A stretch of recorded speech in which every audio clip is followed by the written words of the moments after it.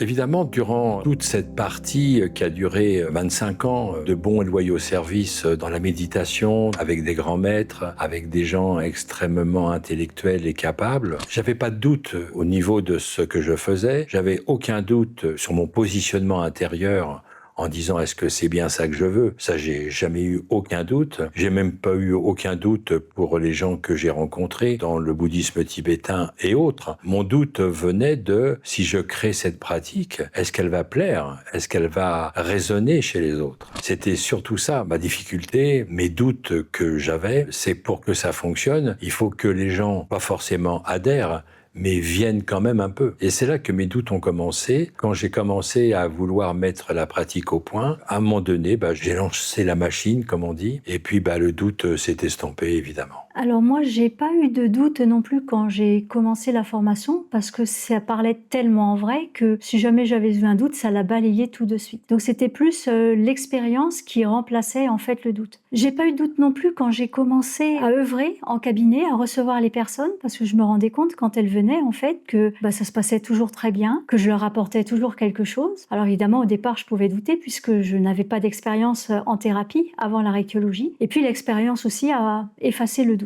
Et puis le doute, je l'ai eu aussi encore un peu plus tard, au fil des années où j'ai enseigné avec Christian. À Paris, on avait plusieurs écoles en fait. On avait l'école professionnelle, on avait aussi une école de développement personnel. Et par moments, je voyais bien que le discours semblait être un ovni en fait. Donc j'ai pu avoir un doute à cette époque en me disant tiens, c'est comme si je me retrouvais au Moyen-Âge et puis j'arrive avec une lampe de poche, j'allume la lampe de poche et là, personne ne comprend ce que je fais. Donc j'ai eu quand même ce doute tout à fait au début de mon enseignement. Bon, je pense qu'il fallait aussi que je trouve mes marques, il fallait aussi que je trouve une façon de transmettre en fait ces connaissances que j'avais et cette façon est venue dans le temps. Et puis ce doute s'est complètement estompé avec la crise sanitaire parce que j'ai vu dans le cabinet et puis aussi en formation de nouvelles demandes en fait. Les personnes qui venaient me voir et nous voir étaient moins enclines à vouloir arrêter des symptômes comme la colère, l'angoisse, l'insomnie, etc., le stress.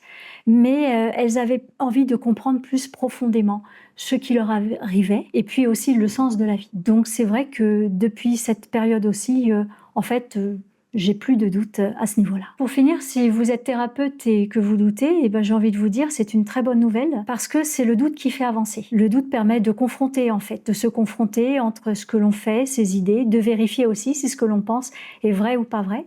Donc pour moi, c'est une qualité de douter. Pour moi, le thérapeute qui ne doute pas, c'est un thérapeute dangereux parce que il va pouvoir emmener les patients qui viennent le voir dans des difficultés. Donc si vous doutez, c'est une bonne chose. Après, quand on doute et qu'on a envie d'éclaircir certaines choses, je pense qu'il ne faut pas se jeter d'un seul coup dans l'eau, mais il faut y aller petit à petit. Alors une des prochaines étapes que vous pouvez faire, pour faire un premier pas par exemple, c'est de cliquer sur le lien dans la description ci-dessous et de prendre rendez-vous avec nous pour en savoir un peu plus par rapport à votre préoccupation.